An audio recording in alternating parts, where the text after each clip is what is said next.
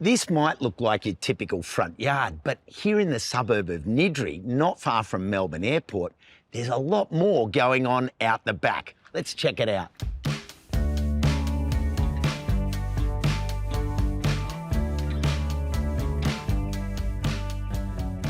It's the home of architect turned passionate veggie grower Ben Strong, who transformed this quarter-acre block 4 years ago.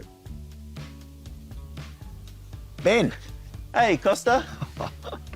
Wow, look at your place. Oh, welcome. This is incredible. It just goes on and on. What was the site like when you first arrived? We were lucky to have the established fruit trees. So we've got an apricot tree, a plum tree, an apple and a pear. But the rest of it was just grass, and it was quite overgrown with lots of kind of brambles and shrubs and stuff. So we cleared all of that out, and then we got to work making these terraced veggie beds. We're growing hundreds of kilos of fruit and veg every year, feeding us and our friends and family. So what exactly was it that set you off on this gardening path? 4 years ago, before I moved onto this property, I was living in a small apartment in Carlton North, and I'd never grown a vegetable before, and honestly, I didn't really have any desire to, but I was working as an architect, and a big focus of my work was sustainability. And as I started to think more and more about sustainability and how I could apply it in my own life, I realized that growing food was an opportunity for me to make a difference in my day-to-day life.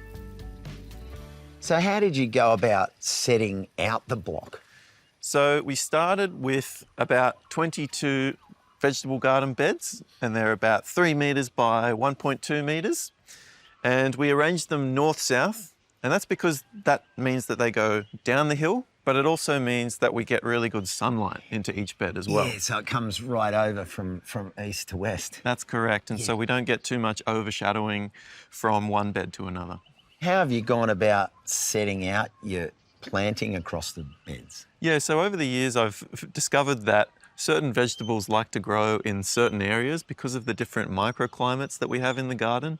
So for example, we've got a big brick wall there which radiates a lot of heat in summer, and so I need to put all my warmth-loving crops there, so things like capsicums and eggplants and tomatoes. And then there's shadier spots under the fruit trees where things like lettuces and turnips do a lot better. And I try and incorporate more than one species in each bed because I find that plants do a lot better when they're planted with other species. We grow about 30 different annual plants, so things like onions, potatoes, eggplants, capsicums, tomatoes. It's great to have diversity, and I find that you get better harvests that way.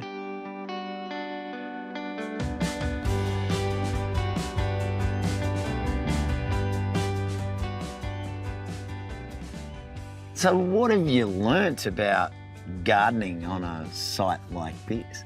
Ultimately, it's about being organised and being consistent and making sure that you've always got a new plant to replace something when you've harvested a crop. And by doing that, I've found that I'm able to harvest a lot more food, and that experience has just come over the various seasons. I feel more connected to nature, weirdly. I love going out into nature and going on walks and stuff like that, but I've never felt more connected to nature than in my backyard.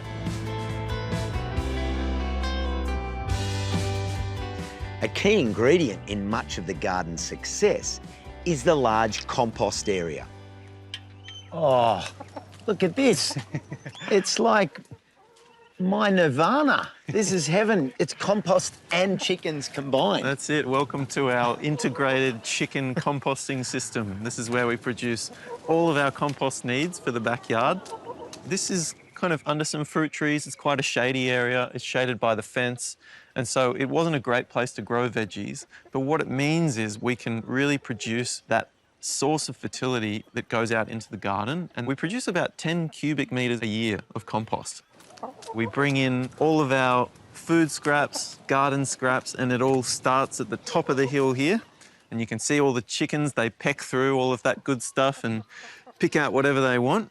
And then when I'm ready to make a pile, what I do is, with all of these bays here, I'll start a hot compost pile in the first bay.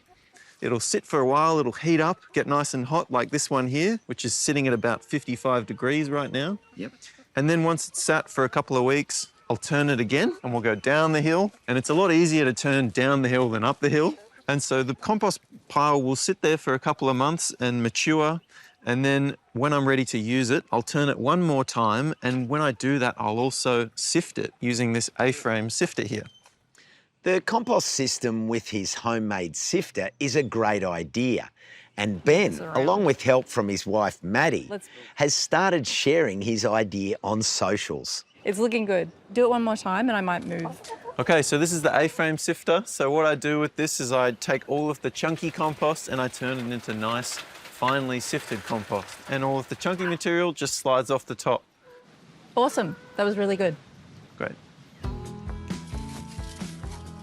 And with the garden pumping out an absolute bounty of produce, Ben and Maddie have found a way to make the good times last.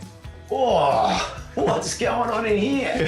What a cave of produce you've got stored here.